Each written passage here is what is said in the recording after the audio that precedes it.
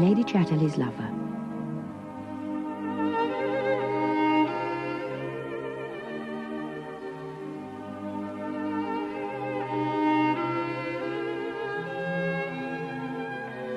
Ours is essentially a tragic age, so we refuse to treat it tragically. We still have to live, no matter how many skies have fallen in.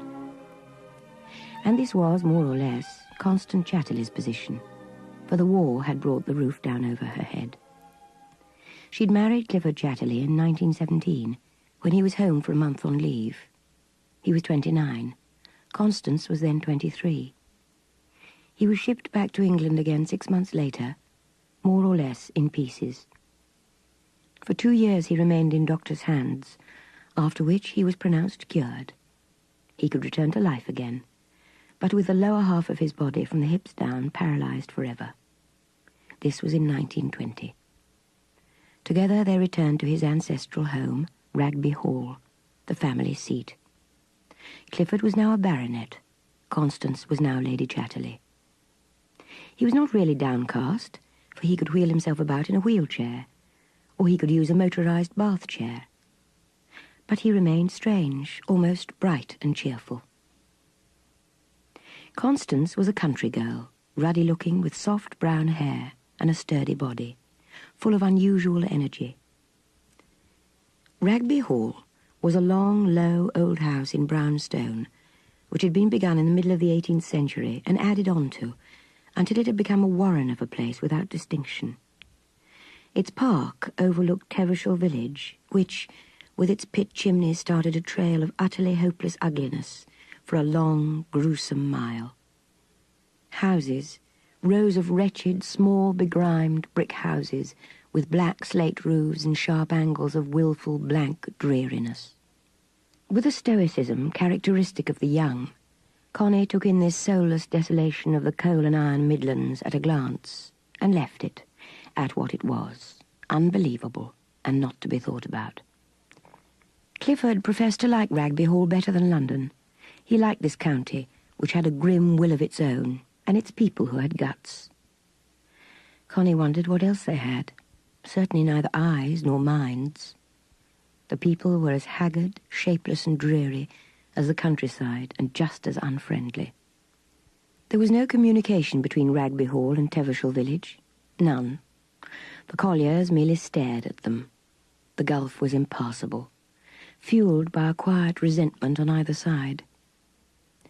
Connie hardened herself to this steady drizzle of resentment, but it was not that she and Clifford were unpopular. They merely belonged to an entirely different species from the colliers. And yet the village sympathised with Clifford and Connie in the abstract. Clifford was extremely shy and self-conscious, now he was lame. He hated to see anyone other than their personal servants. He was rather supercilious and contemptuous of anyone not in his own class, standing his ground without any attempt at conciliation. Connie and he were attached to one another. He was a hurt thing, and as such, Connie stuck to him passionately. But she could not help feeling how little connection he really had with people. He was only remotely interested in the miners, like a man looking down a microscope or up into a telescope. He was not in touch. Even Connie felt that she herself didn't really, not really touch him. Yet he was absolutely dependent on her. He needed her every moment. Big and strong as he was helpless. Alone, he was like a lost thing. He needed Connie to be there, to assure him he existed at all.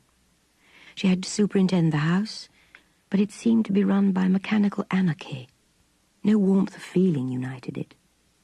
The hall seemed as dreary as a disused street, so she left it alone. Connie and Clifford had spent nearly 2 years at Ragby Hall, living a vague life absorbed in Clifford and his writing. It was a life in a void. Although Ragby was there, and the servants, it was spectral, as though it did not really exist. Connie went for walks in the park and woods and enjoyed their solitude and mystery.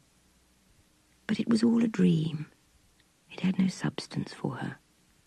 No touch, no contact. Only this endless life with Clifford. Time passed, but whatever happened, nothing happened. She was completely out of contact. She and Clifford lived through their ideas and his books. This, despite the fact she entertained continually, there were always people in the house. Connie was aware of her growing restlessness that twitched her limbs when she didn't want to twitch them. A mad restlessness that made her heart beat violently for no reason. And she was getting thinner. Vaguely, she knew she was moving away from reality. Her father advised her, "Why don't you get yourself a good man friend, Connie? Do you all the good in the world." That winter, a young Irishman called Michaelis, who had made a rather large fortune in America from his plays, came to stay for a few days. He obviously wasn't an Englishman, in spite of all that the best tailors, hatters, barbers and cobblers of London had done. He desired to be where he didn't belong, among the English upper classes.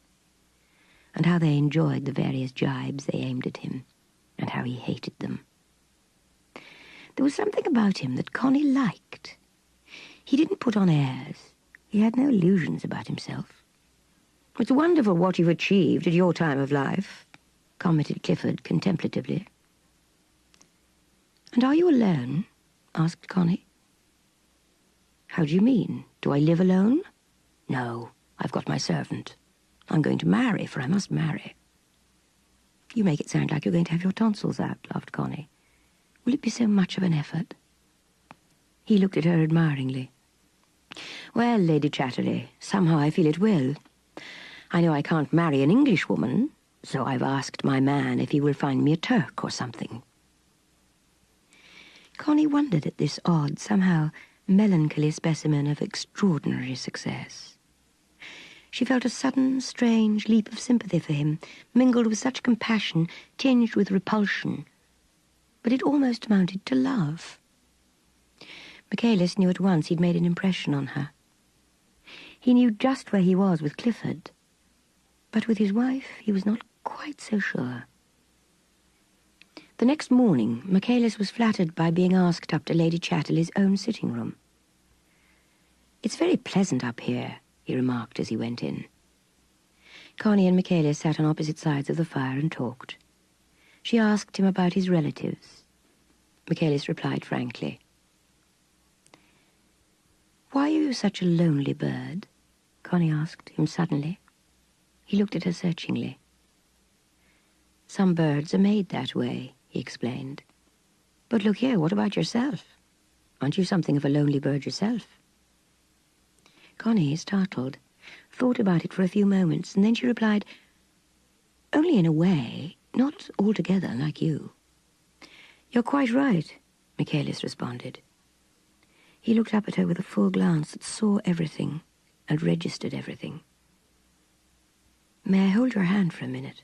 he asked suddenly, fixing his eyes on her. She stared at him, dazed and transfixed. He went over and knelt beside her and buried his face in her lap, remaining motionless. In all her burning embarrassment, she could not help putting her hand, with tenderness and compassion, on the nape of his neck. He trembled with a deep shudder. She was utterly incapable of resisting his appeal, giving him anything, everything. He was a curious and very gentle lover. To her it meant nothing except that she gave herself to him. At length he ceased to quiver any more and lay quite still. Then with dim, compassionate fingers, she stroked his head that lay on her breast. When he rose, he kissed both her hands, then both her feet, and in silence moved away to the far end of the room. After some minutes, he turned and came back to her. "Now I suppose you'll hate me," he said quietly. "Why should I?" she asked. "A woman is supposed to." He paused. "Sir Clifford, won't he be?" "Perhaps," she said, looking up at him. "I don't want Clifford to know, not even to suspect. It would hurt him so much." "He'll know nothing from me," he said almost fiercely. "May I do anything for you? How can I be sure that you don't hate me, that you won't hate me?" "No, I don't hate you," she replied. "I think you're nice." "Ah," he responded. "I'm glad you said that to me rather than said you love me. It means so much more. Until this afternoon, then." With that he kissed her and was gone. That evening, Connie felt Michaelis must have forgotten their morning together. But he had not forgotten. He simply knew what he was, an outsider. He accepted this fact, and this isolation was a necessity to him, just as his appearance of conformity and of mixing with smart people were necessities. But occasional love-making, as a comfort, was also a good thing, and he was not ungrateful. He made love to her again on each of the 3 days he stayed. To Clifford he was exactly the same as on the first evening, and to Connie also. There was no breaking down the external man. Connie never really understood him, but in her way she loved him. So they went on for a while, writing and meeting occasionally in London, for she still wanted the physical and sexual thrill she could get from him, and he still wanted to give it to her. Then she was tremendously cheerful at Rugby. Yet when those days of joy and stimulus were gone, quite gone, she was once again depressed and irritable. Then how Clifford longed for them again. Had he known the cause, he might even have wished to get her and Michaelis together once more. At this time, Clifford was making great strides into fame and even money.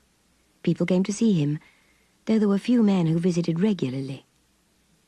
But Connie found these friends of Clifford had such cold minds. She had more respect for Michaelis, on whom they poured scorn. In truth, Mitch, as she called him, was antisocial, which was what Clifford and his cronies had against him. They were more or less bent on saving mankind, or on instructing it to do as they said. On a frosty February morning, Clifford and Connie went for a walk across the park to the wood. That is, Clifford in his motor chair and Connie walking beside him. At the wood's edge, rabbits bobbed and nibbled. Rooks suddenly rose in a black train and went trailing off over the sky. In the wood itself, everything was motionless. Clifford loved the wood. He loved the old oak trees. He wanted to protect them. As he sat there, looking at the curve of the rise, he said, "I consider this is really the heart of England. This is old England, and I intend to keep it intact." "Oh, yes," said Connie. "I want this wood perfect, untouched," Clifford went on. "I want nobody to trespass in it. I'm more upset at not having a son when I come here than at any other time." "But the wood is older than your family," noted Connie gently. "Quite," agreed Clifford. "But we've preserved it. If it wasn't for us, it would all go, like the rest of the forest. If it isn't preserved, there'll be no England left. That's why having a son helps. I'm only a link in a chain." "I'm sorry we can't have a son," she said. He looked at her steadily. "It would almost be a good thing if you had a child by another man," he remarked. "If we brought it up at Rugby, it would belong to us and to the place. Don't you think it's worth considering?" Connie looked up. The child, her child, their child, was just an it to him. It. Clifford continued, "Does it matter so very much? After all, you had that lover in Germany. What is he to you now? Almost nothing. What matters is what lasts through one's life. My own life matters to me, its long continuance and development. So what do these occasional sexual connections matter? You and I are married no matter what happens to us. You and I are interwoven at marriage. If we stick to that, we ought to be able to arrange this sex thing as if we were going to the dentist, since fate has given us a physical checkmate." Connie listened in a sort of wonder, mingled with a kind of fear. She did not know whether he was wrong or right. "And wouldn't you mind what man's child I had?" she asked. "Why, Connie, I should trust your natural instinct of decency and selection. You just wouldn't let the wrong sort of fellow touch you." She thought of Michaelis. He was absolutely Clifford's idea of the wrong sort of fellow. "I think you're right, Clifford," she said eventually. "As far as I can see, I agree with you. Only life may put a new face on it all." "But until life puts a new face on it, you agree?" "Oh, yes, I think I do, really." She was watching a brown spaniel that had run out of a side path. A man with a gun strode swiftly, softly after the dog. It was the new gamekeeper. But he had frightened Connie. He seemed to emerge with such swift menace. He was quickly going downhill. He was dressed in the old style. He had a red face and moustache and distant eyes. "Mellors!" called Clifford. The man turned and saluted. "Will you turn my chair round and get it started? Makes things easier," explained Clifford. The man came up. "Connie, this is the new gamekeeper, Mellors. You haven't spoken to her ladyship yet, have you, Mellors?" "No, sir," came the ready, neutral words. Connie nodded her head shyly. "But you've been here some time, haven't you?" she asked. 8 months, madam, your ladyship." "Do you like it?" "Why, yes, thank you, your ladyship. I was reared here." They went on down the slope. As they reached the steepish rise of the knoll in the path, Connie looked up.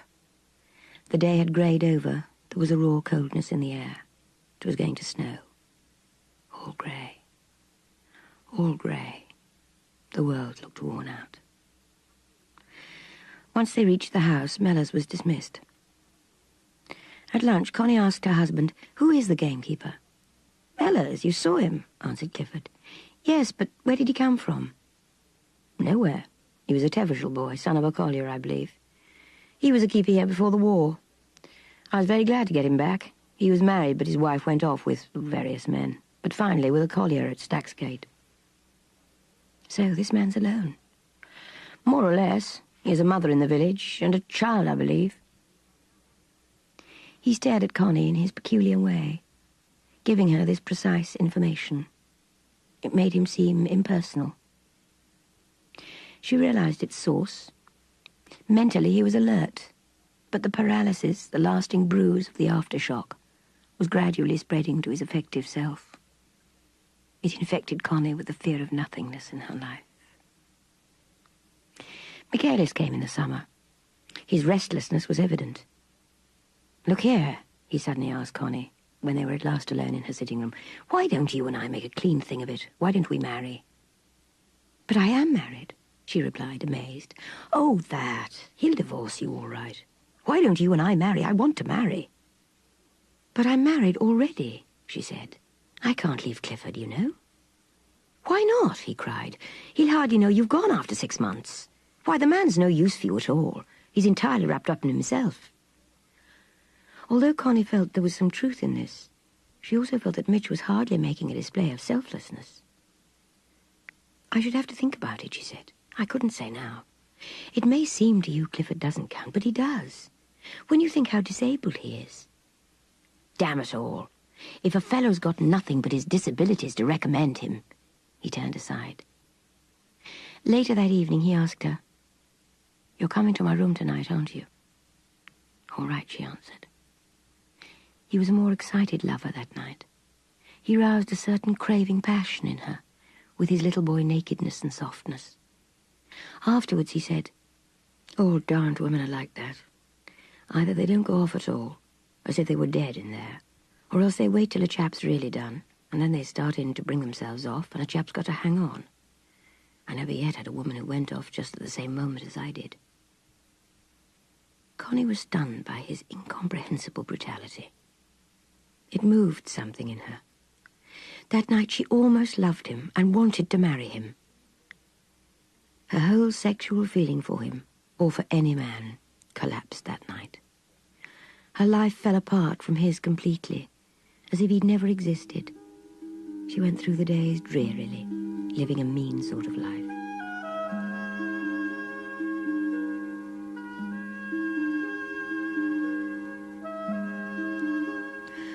On one of her bad days, she went out alone to walk in the wood. The report of a gun not far off startled and angered her. Then she heard voices and recoiled. People. She didn't want people. But her ear caught another sound. It was a child sobbing. Someone was ill-treating a child. Turning the corner, she saw the keeper and a little girl who was crying. "Oh, shut up, false little bitch," came the man's angry voice, and the child sobbed louder. Connie's eyes blazed. The man caught sight of her and saluted, but he was pale with anger. "What's the matter? Why is she crying?" demanded Connie. The man gave a little bow. "I cannot tell you, your ladyship," he replied. Connie turned to the child, a ruddy black-haired thing of 9 or 10. "What is it, dear? There, don't cry. See what I've got for you." She held out a 6pence. There were more sobs, but now subduing. There, tell me what's the matter," asked Connie, as the child's hand closed over the coin. It's the pussy," cried the girl. "There." Connie looked to where there was a big black cat stretched out grimly. "A poacher, your ladyship," said the man. She glanced at him angrily. "No wonder the child cried if you shot it when she was there." She turned back to the child. "What's your name?" she asked. "Connie Mellors," responded the piping voice. "Connie Mellors? That's a nice name. And did you come out with your daddy and he shot the pussy? But it was a bad pussy." The little girl looked at her. "I wanted to stop with my gran," she said, pointing down the drive. "At cottage." "At the cottage? And would you like to go back to her?" "Yes." "Then shall I take you?" She turned to the man. "This is your little girl, isn't it?" He saluted.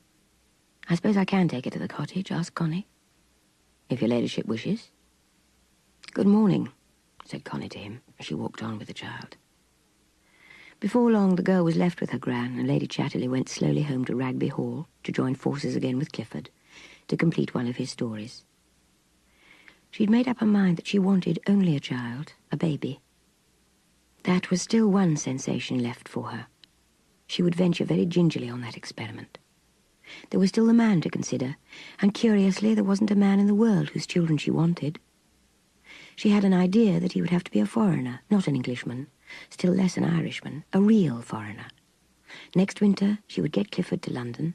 The following winter she would move him abroad to the south of France or Italy. Connie went out alone every day now, mostly to the wood. Nobody saw her there. One day Clifford wanted to send a message to the keeper, and as the boy was laid up with flu, Connie said she would make the call instead. As she came out of the wood, she saw the keeper's brown stone cottage. At first it looked uninhabited. It was so silent and alone. But a thread of smoke rose from the chimney, and the little garden was dug and kept very tidily. The door was shut. She knocked. There was no answer, so she went round the back and stopped. In the little yard, the man, half naked, was washing himself, utterly unaware of her presence. Connie backed away around the corner of the house and hurried away to the wood. In spite of herself, she'd had a shock. But in her confusion, she was determined to deliver the message to the fellow. She would not be balked. So she sauntered slowly back, listening. The cottage looked just the same. A dog barked, and she knocked again. She heard the man coming lightly downstairs. He opened the door quickly and startled her. "Lady Chatterley," he said. "Will you come in?" She stepped into the rather dreary little room. "I only called with a message from Sir Clifford," she said softly. His eyes looked warm and kind, wonderfully alive and at ease. "Do you live here alone?" she asked. "Quite alone, your ladyship." "But your mother?" she asked. "She lives in her own cottage in the village with the child. She comes and cleans for me on Saturdays. I do the rest myself." Connie wondered at him. She wanted to say so many things, and yet she said nothing. Her only remark was, "I hope I didn't disturb you." "Only combing the air. Nobody knocks here, and the unexpected always sounds ominous." He went out to the garden path with her after she'd given her message. She wandered back into the wood, not knowing that this man of 37 was looking after her, and went indoors thinking, "She's nice, she's real. She's nicer than she knows." Afterwards, Connie wondered much about him. He seemed so unlike a gamekeeper. He was something out of the ordinary. That evening when she went to bed, she sobbed bitterly. And in her bitterness burned a cold indignation against Clifford and his writings and his talk, against all the men of his sort who defrauded a woman even of her own body. Unjust, unjust. A sense of deep physical injustice burned her to her very soul. But in the morning, she was up at 7 as usual and going downstairs to Clifford. She had to help him in all the intimate things, for he had no man and had refused a woman servant. It was a demand on Connie, but she'd wanted to do what she could, so she hardly ever left Ragby Hall, and never for more than a day or two, when Mrs. Betts, the housekeeper, attended to Clifford, who took the service for granted. A sense of rebellion smouldered in Connie that morning. What was the good of it all? What was the good of her sacrificing, her devoting her life to Clifford? What was she serving, after all? A cold spirit of vanity, craving for success. When all the visitors came and went, it was no better. She continued plodding on, but a sense of exasperation and irritation had seized her, which she couldn't escape. The days seemed to grind by, nothing happened. She was getting thinner. Even the housekeeper noticed it, and asked her about herself. Connie needed help and knew it, so she wrote a little cri de coeur to her sister Hilda. I've not been well lately, and I don't know what's the matter with me. So down came Hilda from Scotland that March. Connie, she cried on arrival, whatever's the matter with you? Nothing, said Connie rather shamefacedly. But you're ill, child, said Hilda, looking at her. No, not ill. Perhaps I'm just bored, replied Connie. The light of battle glowed in Hilda's face. This wretched place, she murmured, looking at lumbering Ragby Hall with real distaste. Soft and warm as a ripe pear herself, Hilda was an Amazon of the old breed. She went on quietly to Clifford.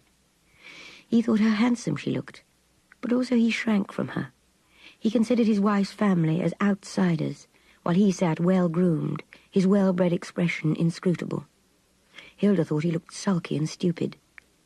Connie's looking awfully unwell, she declared in her soft voice.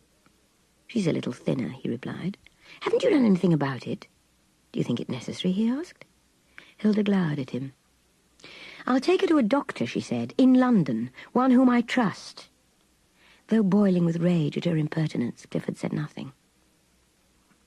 Over coffee after dinner, Hilda once again addressed Clifford. You must have a nurse or somebody to look after you personally. It's necessary.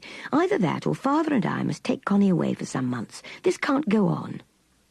What can't go on? Clifford asked. Haven't you even looked at the child? Asked Hilda. Connie and I will discuss it, he replied. I've already discussed it with her, stated Hilda. Clifford had been long enough in the hands of nurses. He hated them, because they left him no real privacy, and he couldn't stand a man hanging around him. Much better any woman, so why not Connie? On examination in London, the doctor recommended Connie had to be amused. You're spending your life without renewing it, he continued. You can't go on, you know. Depression. Avoid depression. On their return to Ragby, Hilda spoke to Clifford. Here is the address of a good manservant. I can assure you he really is a good man and sure to come. But I'm not an invalid, and I'll not have a manservant, objected Clifford. Very well, then.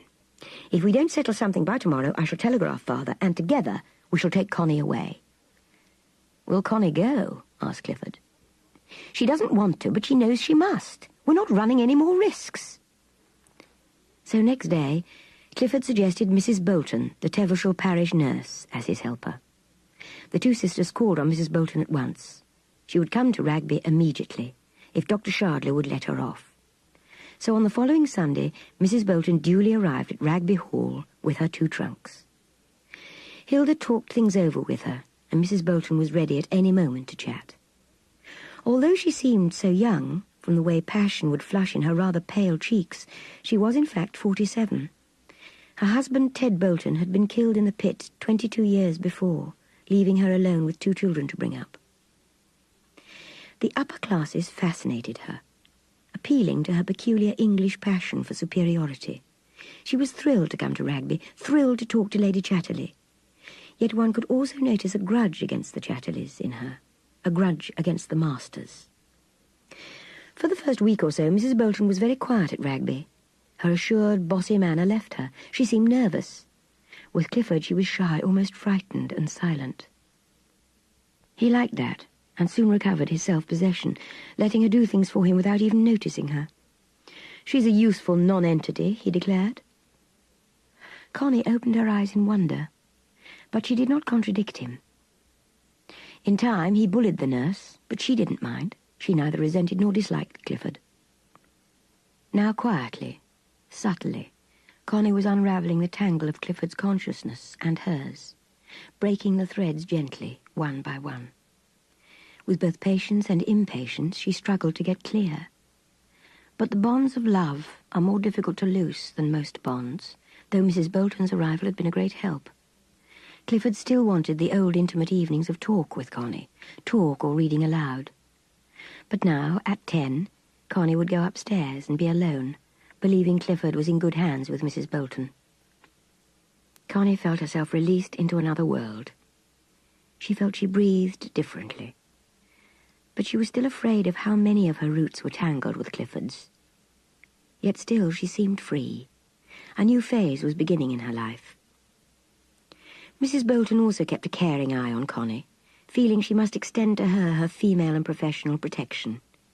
She was always urging her ladyship to be in the open air, for Connie had got into the habit of sitting still by the fire, pretending to read or sew, and hardly going out at all.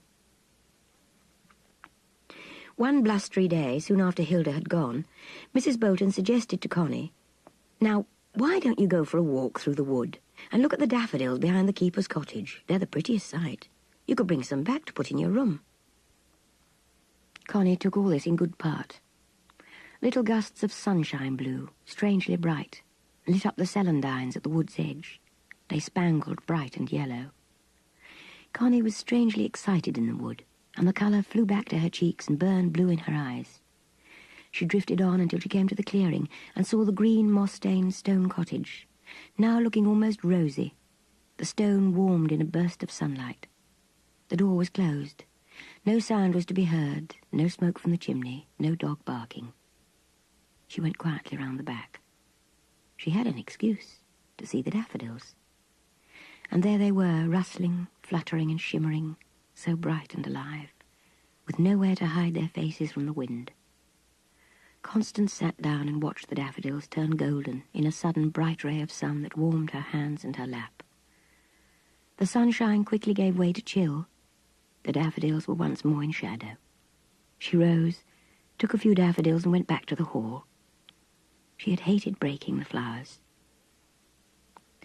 The next afternoon she went to the wood again, this time to follow a spring called Blynn's Well. How icy and clear it was, how brilliant.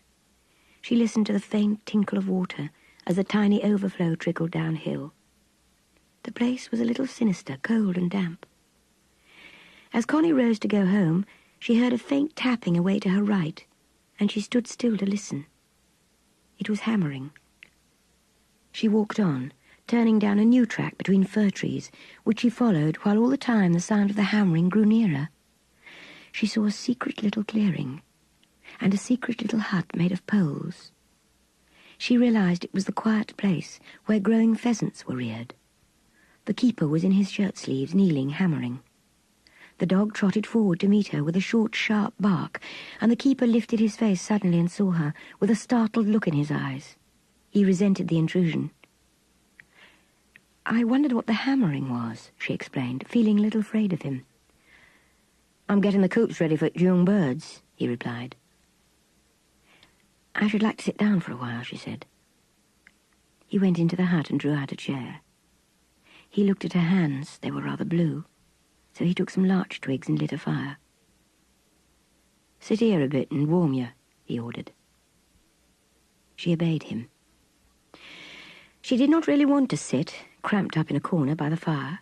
She would rather have watched from the door. But she was being looked after, so she had to submit. She listened to the tapping of the man's hammer. It was not so happy.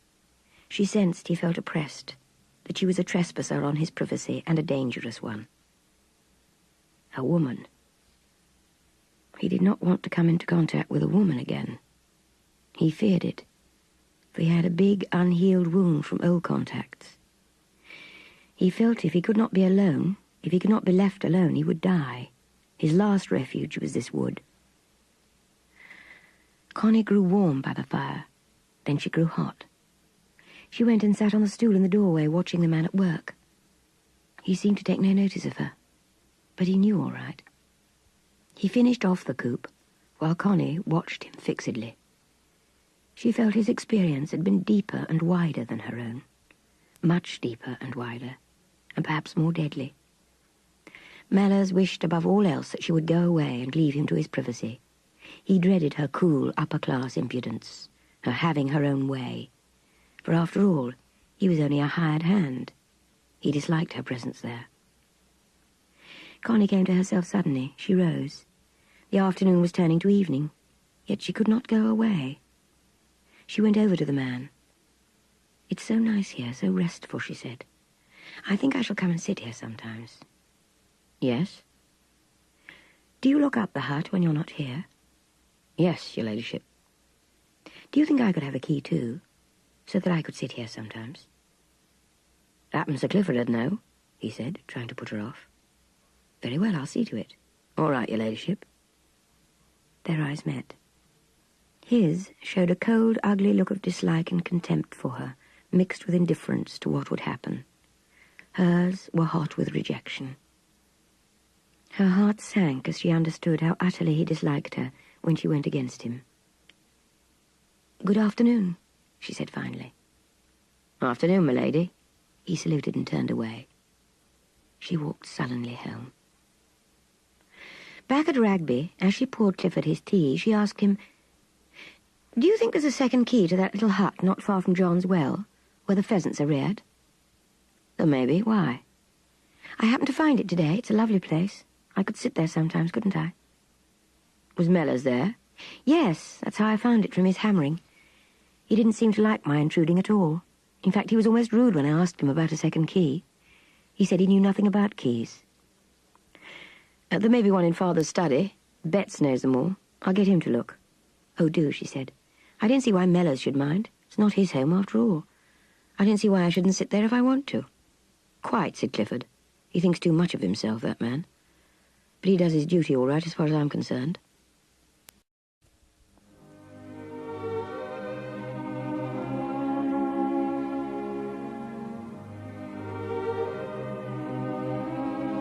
Lady Chatterley's lover.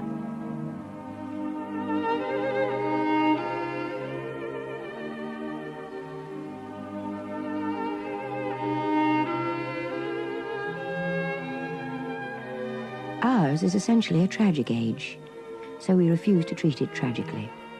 We still have to live, no matter how many skies have fallen in.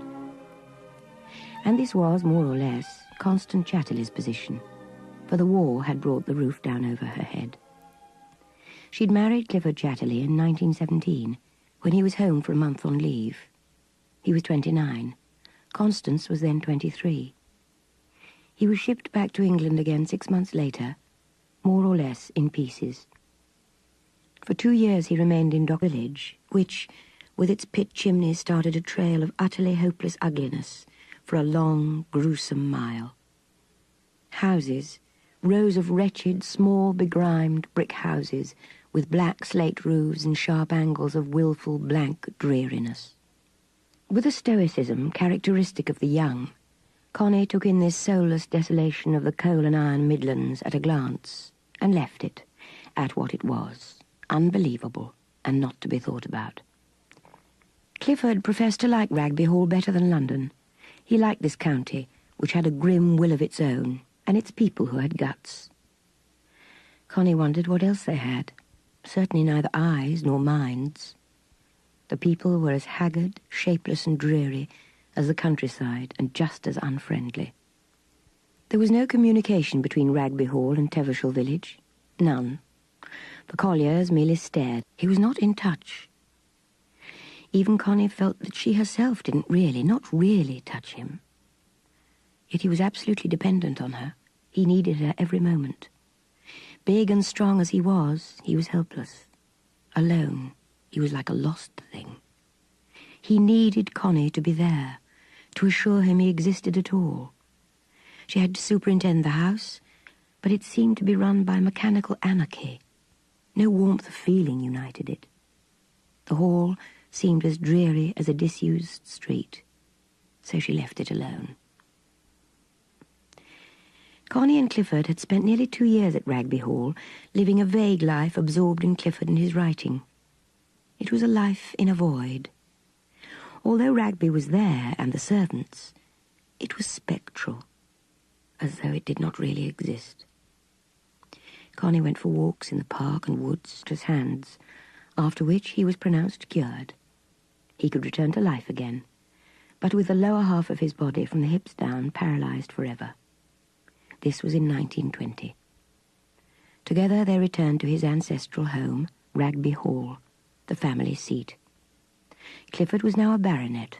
Constance was now Lady Chatterley.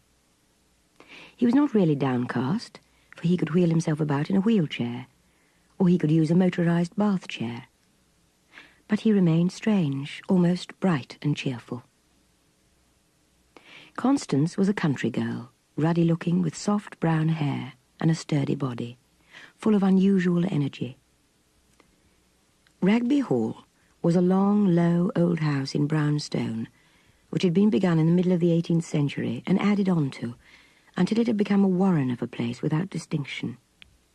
Its park overlooked Teversham at them. The gulf was impassable, fuelled by a quiet resentment on either side.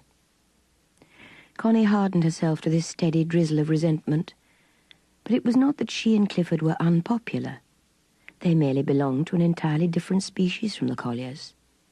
And yet the village sympathised with Clifford and Connie in the abstract.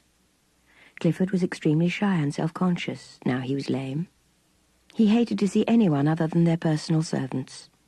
He was rather supercilious and contemptuous of anyone not in his own class, standing his ground without any attempt at conciliation. Connie and he were attached to one another. He was a hurt thing, and as such, Connie stuck to him passionately. But she could not help feeling how little connection he really had with people. He was only remotely interested in the miners, like a man looking down a microscope or up into a telescope.